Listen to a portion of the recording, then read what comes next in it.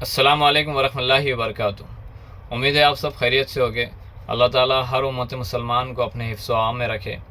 अल्हम्दुलिल्लाह फिर से जो है तो 21 रोज़े के दरमियान में जो है तो हरम शरीफ में फिर से ब्रेक रिकॉर्ड हुआ है। अल्लाह का फजल करम है, इस 21 रोज़ों के दरमियान में जो है तो 2.5 करोड़ लोगों से ज़ायद लोगों ने उम्रे किए हैं और अपने फ़र्ज़ अरकान पूरे किए हैं। ये अल्लाह का एहसान फजल करम है। अल्लाह ताला हर वो मुसलमान को जो है तो अपने घर का दीदार नसीब करने वाला बना और नमाज अदा करने वाला बना। इसी के साथ साथ चलते एक छोटी सी बात जहन में आई थी तो दिल गवारा करा कि मेरे साथ मेरे जो उठने बैठने वाले मेरे भाई दोस्त अहबाब है, जो भी मुझे जानते हैं, कोई अपन बहुत बड़े नामचीन शख्सियत नहीं है, छोटी सी है। अल्हम्दुलिल्लाह मेरा ग्रुप सर्कल अल्लाह का शुक्र है बहुत समझदार है। तो मेरा दिल गवारा करा कि एक छोटी सी बात उन तक पहुँचाऊँ। बोलना बताने का मकसद ये है, हरम शरीफ में जब मैं मौजूद था तो एक साहब टिशू पेपर बांट रहे थे। ये एक टिशू पेपर की हमारे पास कोई वैल्यू नहीं है अगर सोचे तो ऐसे मैंने उनसे सवाल पूछा, आप टिशू पेपर क्यों बांट रहे? टिशू पेपर और साथ में एक पॉलीथीन बांट रहे थे, 1-2 पॉलीथीन कुछ भी। तो उन्होंने बोला है कि टिशू पेपर अगर खजूर से रोज़ा खोले या कुछ हाथ में चिकट भर गया तो पोछे, अपना मुँह पोछे। तो मतलब वो तो पता है उसका रीज़न। तो मैं एक नेकी के असबाब से ये चीज़ बांट रहा हूँ।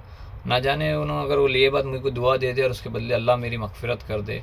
और कैरी बैग इसलिए बांट रहा हूँ कि अगर अपना कुछ सामान बच गया तो हाथ में लेके ना घूमे, कैरी बैग में डाल के लेके घूमे। तो ये छोटे से 2 मकसद है, मैं अपनी नेकी अपने नाम करना चाहता हूँ, अल्लाह को मनाने में लगा हुआ।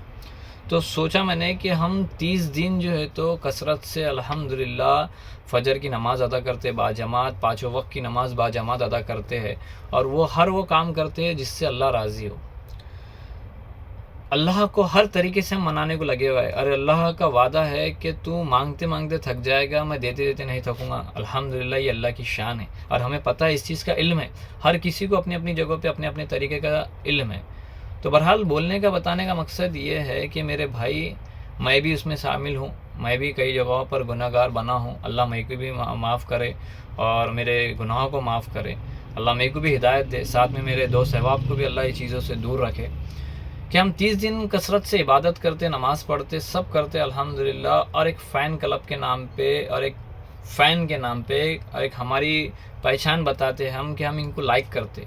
और 300, 200, 250 रुपये में जो है तो हम 30 दिन का सौदा जाके ईद के दिन करके आ जाते। याद रखो, अगर हिंदुस्तान में मुसलमानों को अगर गलत छवि अगर बनाने में गोदी मीडिया और पॉलिटिशियन के बाद अगर किसका हाथ होगा मेरी नज़र में, तो सबसे बड़ा रोल बॉलीवुड वालों का है। बॉलीवुड वाले आए दिन अपने अपने बस कुछ भी अड़ा बड़ा पढ़ के आ गए और रट्टा मार के आ गए और मुसलमान को टारगेट बनाने में इनका बहुत बड़ा रोल है।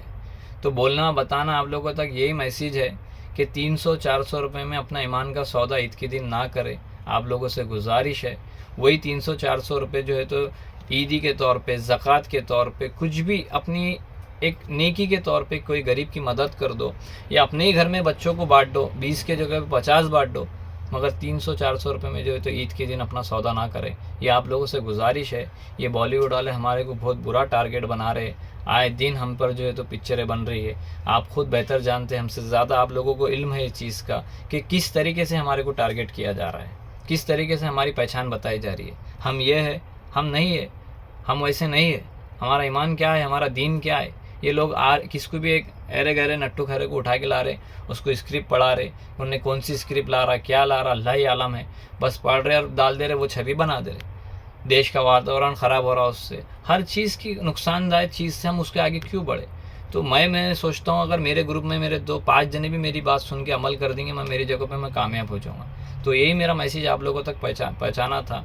अल्लाह मेरे को और आपको, हम सब को जो है तो इससे शैतान से बचने की तौफीक दे और हमारे इबादों को तो अल्लाह कबूल करने वाला बैठे हुआ है बादशाह, इंशाअल्लाह कबूल करेगा। यही मैसेज आप तक पहुँचाने का था। अस्सलाम वालेकुम।